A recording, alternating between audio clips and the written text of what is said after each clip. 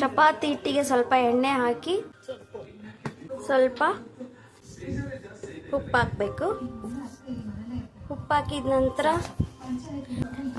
ಸ್ವಲ್ಪ ನೀರು ಬೆರೆಸ್ಕೊಂಡು ನೀಟಾಗಿ ಅದನ್ನು ಕಲಿಸ್ಕೋಬೇಕು. ಎಣ್ಣೆ ಯಾಕೆ ಹಾಕ್ತೀವಪ್ಪ ಅಂದರೆ ಸ್ವಲ್ಪ ಸಾಫ್ಟಾಗಿ ಬರುತ್ತೆ ಅಂತ ಎಣ್ಣೆ ಹಾಕ್ತೀವಿ. ನೋಡಿ ಈ ಥರ ಹಾಕ್ಕೊಂಡು ಈ ಥರ ಹಾಕಿ ಸ್ವಲ್ಪ ಕಲಿಸ್ಕೊಂತಾನೆ ಇರಬೇಕು.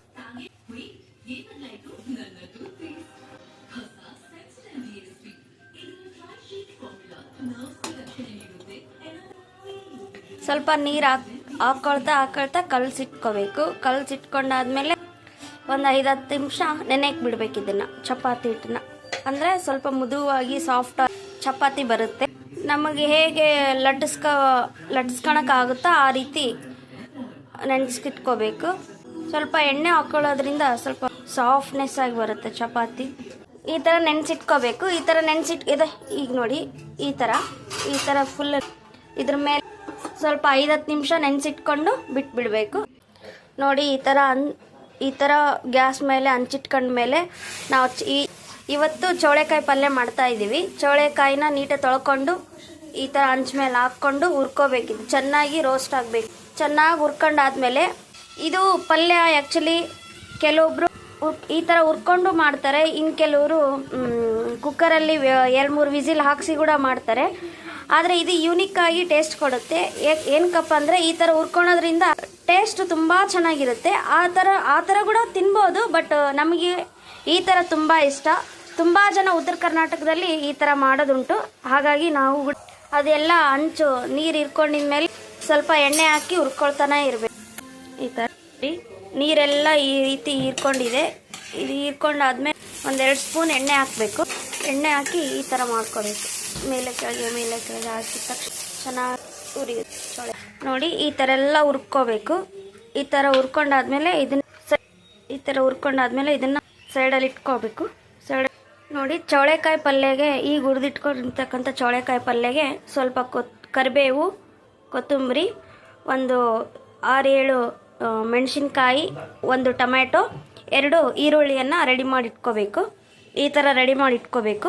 ಏನಕ್ಕಪ್ಪ ಅಂದರೆ ಚೌಳೆಕಾಯಿ ಸ್ವಲ್ಪ ಇದ್ದರೆ ಈರುಳ್ಳಿನ ಸ್ವಲ್ಪ ಜಾಸ್ತಿ ಕಟ್ ಒಂದು 2-3 ಅಥವಾ 4 ಜಾಸ್ತಿ ಕಟ್ ಮಾಡ್ಕೋಬೇಕು. ನಿಮ್ಮ ಮನೇಲಿ ಎಷ್ಟು ಜನ ಇರ್ತಾರೋ ಅಷ್ಟು ಅದ್ರ ಮೇಲೆ ಡಿಪೆಂಡ್ ಆಗಿರುತ್ತೆ.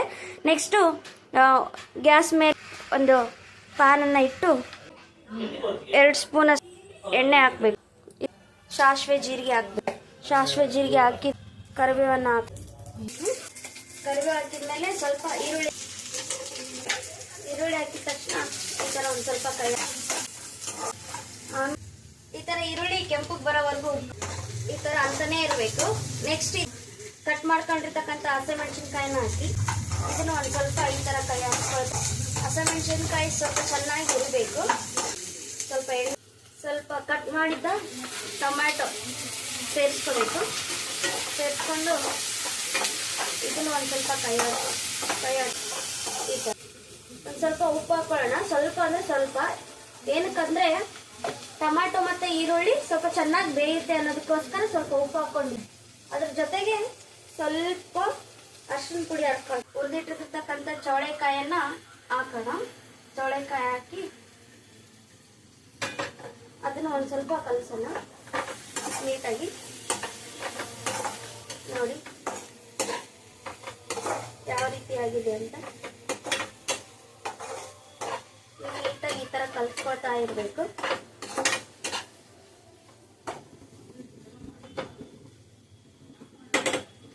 ಇದಕ್ಕೆ ಒಂದು ಸ್ವಲ್ಪ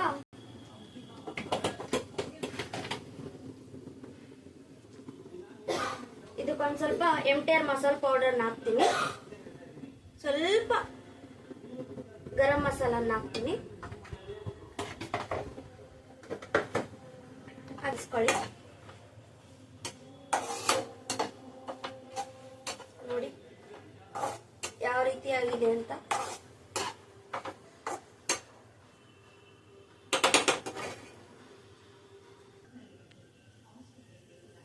ಇದಕ್ಕೊಂದು ಸ್ವಲ್ಪ ನೀರು ಹಾಕೋಣ.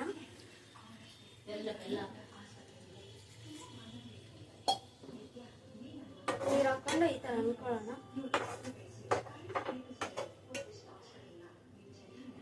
ಸ್ವಲ್ಪ ಹೈ ಫ್ಲೇಮಲ್ಲಿ ಇಟ್ಕೊಳ್ಳಿ, ಚೆನ್ನಾಗಿ ಕುದಿಯುತ್ತೆ. ರುಚಿಗೆ ತಕ್ಕಷ್ಟು ಸ್ವಲ್ಪ ಬೆಲ್ಲ ಹಾಕೊಳ್ಳೋಣ. ಬೆಲ್ಲ ಏನಕ್ಕಂದ್ರೆ ಟೇಸ್ಟ್ ಚೆನ್ನಾಗಿರುತ್ತೆ ಅನ್ನೋದಕ್ಕೋಸ್ಕರ ಸ್ವಲ್ಪ ಬೆಲ್ಲ ಹಾಕ್ತಾ ಇದ್ದೀನಿ. ಮೇನ್ ರೀಸನ್ ಏನಂದ್ರೆ ಚೌಳೆಕಾಯಿ ಪಲ್ಯಕ್ಕೆ ಸ್ವಲ್ಪ ಬೆಲ್ಲ ಹಾಕಿದ್ರೆ ಸಕ್ಕ ಟೇಸ್ಟ್ ಕೊಡುತ್ತೆ. ನೀವು ಒಂದ್ಸಲ ಟ್ರೈ ಮಾಡಿ ನೋಡಿ.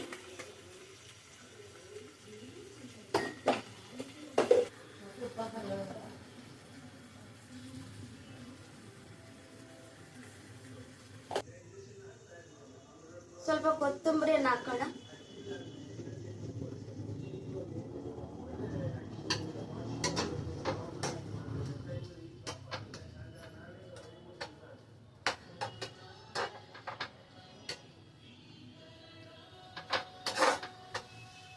ಸ್ವಲ್ಪ ಹೈ ಫ್ಲೇಮ್ ಇಟ್ಟು ಈ ತರ ತಿರುಗಿಸ್ಬೇಕು.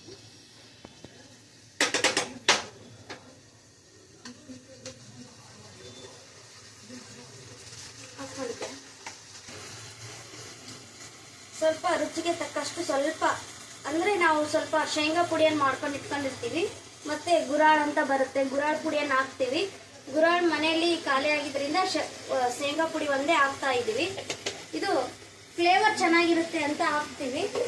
ತುಂಬಾ ಸಕ್ಕ ಟೇಸ್ಟ್ ಕೊಡುತ್ತೆ ಶೇಂಗಾ ಪುಡಿ ಹಾಕೋದ್ರಿಂದ. ಶೇಂಗಾನ ಹುರಿದಿಟ್ಕೊಂಡು ಅದನ್ನ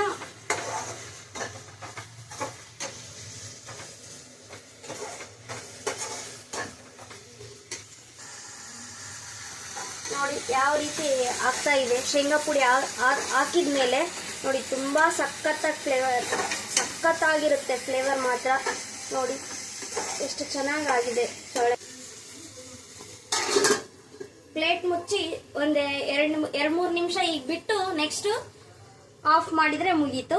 ಚೌಳೆಕಾಯಿ ಪಲ್ಯ ರೆಡಿ.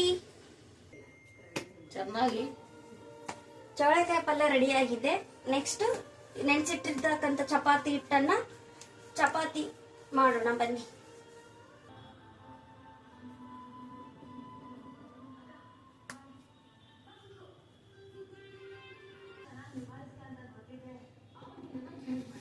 ಚಪಾತಿನ ತಿಡ್ಕೊಳ್ಳೋಣ.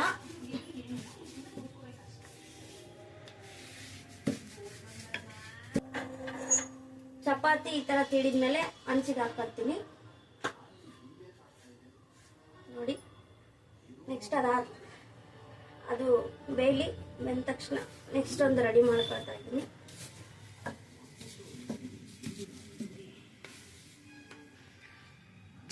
ಚಪಾತಿ ಈಗ ಆದ ತಕ್ಷಣ ಎಣ್ಣೆ ಹಾಕ್ಬಾರ್ದು, ಏನಕ್ಕಂದ್ರೆ ಅದು ಚೆನ್ನಾಗಿರಲ್ಲ ತಿನ್ನೋ. ಸ್ವಲ್ಪ ಬೆಂದಾದ್ಮೇಲೆ ಚಪಾತಿಯನ್ನು ಉಲ್ಟಾ ಮಾಡ್ಕೊಂಡು ಸ್ವಲ್ಪ ಎಣ್ಣೆ ಹಾಕ್ತಾ ಇದ್ದೀನಿ ನೋಡಿ. ಈ ತರ ಬೆಂದಾದ್ಮೇಲೆ ಎತ್ತಿಟ್ಕೊಳ್ತೀನಿ. ನೆಕ್ಸ್ಟ್ ಚಪಾತಿನ ಹಾಕೋಣ ನೋಡಿ. ಚೌಳೆಕಾಯಿ ಪಲ್ಯ ಚಪಾತಿ ರೆಡಿ.